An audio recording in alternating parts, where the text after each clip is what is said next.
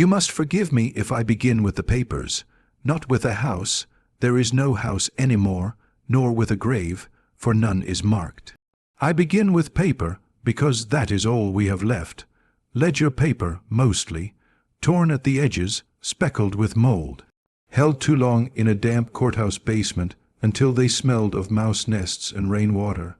When I first touched them, I felt hesitation. As though some part of me should not disturb them, the ink is faded to the color of weak tea. Names are written in a careful, cramped hand, a woman's, I think. A woman with discipline or with pride. Her name appears there again and again, always beside a price. Always beside a birth. No portrait survives. The family album was lost in a fire in the spring of 1873, when the war had already stripped the county of nearly everything else. I have spent years looking for her face, searched church rolls, county minutes, wills. I found only mentions, glimpses, enough to know she was there, and that she mattered more than most would like to remember. When we look at the house foundations now, just a few lines of brick, a scatter of nails, we do not see her. But I imagine she walked this very earth, skirts brushing the red clay, sunburnt pine needles snapping under her shoes. I imagine she looked out over the fields and thought herself mistress of all she saw, and yet her shadow stretches strangely. Too far, too long, the records cannot tell us what sort of woman she was, but the whispers try. They say she was kind to no one, not even to herself. They say she sat in the back pew of the Methodist church, staring through the whole of the service, never kneeling, never singing, until the candles melted into wax puddles on the hymnals. I have read this detail in a minister's journal. His writing quivers, as though he was frightened of what he was writing. Others remembered her as pious, too pious. Some said, quoting scripture at every slight, every delay, every misfortune. I cannot say which is true, perhaps neither. She was widowed young, that much we know. The county court names her as executrix of her husband's estate in the autumn of 1839. She kept the land, kept the stock, kept every hand in the field. But what makes the whispers cling to her name even now, nearly 2 centuries later, is not how she held the farm together, but how she ruled it. A merchant's letter calls her hard as wrought iron. Another man, a neighboring planter, called her unsuited for company. These are old Southern codes for something difficult, something embarrassing, the kind of woman they did not know how to control. In the dusty archive photographs we glimpse her sons, 3 of them, narrow-faced boys dressed too finely for the setting. Their hair slicked back like pale corn silk, none of them smiling. The picture has been handled so many times the boys' faces are blurred, as though rubbed away by accident or on purpose. This is the part that cost me sleep. Her ledgers list children born on the property. Some belong to the field hands. We expect to see those, cruel as it is. But here the entries are not merely names. They are numbered, priced, marked with initials that match her own.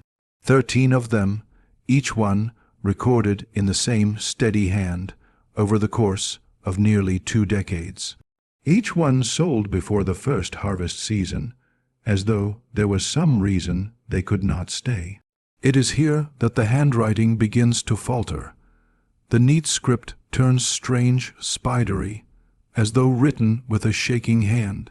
I have held that page in my own hands, my breath fogging the glass that protects it.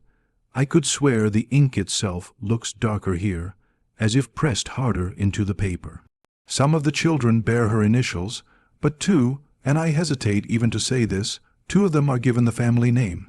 Not the name of a father, not a white man's name given in false benevolence, the full surname, as if she claimed them openly. I do not know what this means. Archaeologists digging near the old well-found fragments of cradle boards, shards of clay dolls, a rattle made of deer bone. Someone once rocked a child here, perhaps many children. The church kept no baptism rolls that year. The surviving oral histories are scattered, contradictory. A single line from an ex-slave's testimony says, "Mistress kept count herself. Said the boys was to stay home. Boys, plural, I turn that line over in my mind whenever I read it. Were the children hers? Were they the son's? Were they both? I cannot say for certain, but the pattern in the records grows too difficult to ignore. Birth, sale, a rhythm that does not break until the war comes and scatters everything, her household, her sons, her name. The film lingers on the empty fields here. The sound of the wind is all we hear for a time. No narration. Just the breath of the land, long after everyone who lived there is gone. Autumn settles like a sickness. The fields, once loud with cicadas, fall quiet. Cotton balls hang on their stalks, brittle as bones. The camera lingers on the furrows, turned silver under the light of the harvest moon. It is this time of year, so the story goes, that she kept her sons close. Would not let them ride into town, would not let them court. An old freedman's grandson told me this, sitting on his porch one gray morning.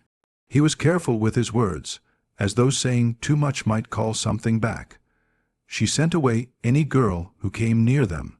He said, even kinfolk said they wasn't right for marrying, said her boys were meant to stay. I asked what he meant to stay for what? He only shook his head. The census for 1847 lists 3 young men here, brothers, farm laborers.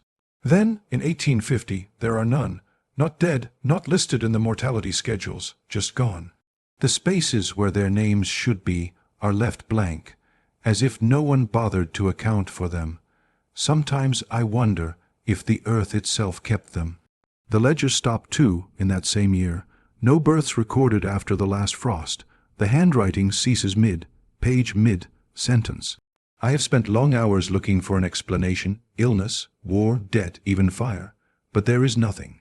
No estate sale, no obituary, no church note.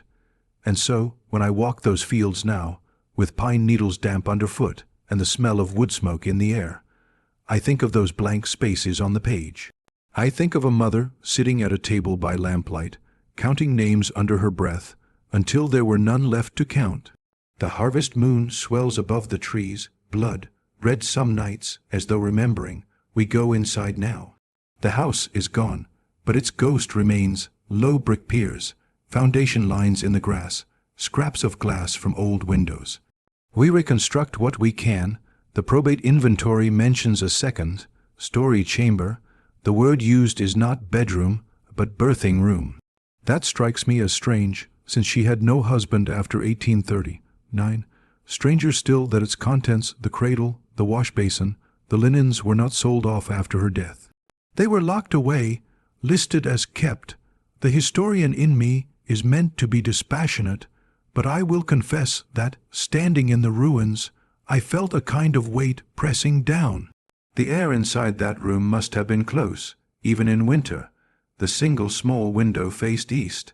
Summer sun would have made it stifling. Winter wind would have whistled through the cracks, rattling the glass.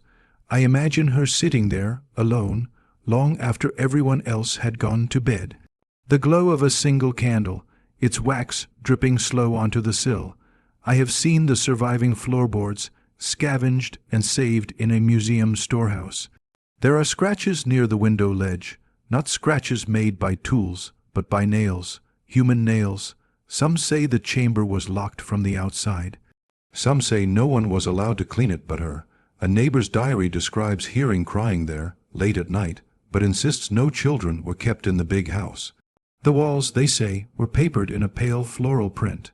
Now the scraps of it cling to plaster like dried leaves. The silence inside is heavier than in the fields. Even when we film, even when there are half a dozen of us in the ruin, no one speaks above a whisper. We step lightly. Someone jokes about creaking boards, but no one laughs. The dread comes not from what is seen, there is nothing left to see, but from the sense that the room remembers. Perhaps she prayed here, perhaps she bled here, perhaps both. In the corner of the inventory list there is one more item, written in a different ink, a different hand, almost as if someone added it later, hastily. Trunk locked, contents undisclosed. That trunk has never been found. The wind picked up while we filmed that line, slamming one of the shutters against the wall. No one touched it. The sound echoed like a gunshot. The cameraman swore later he heard footsteps on the stairwell. I cannot say.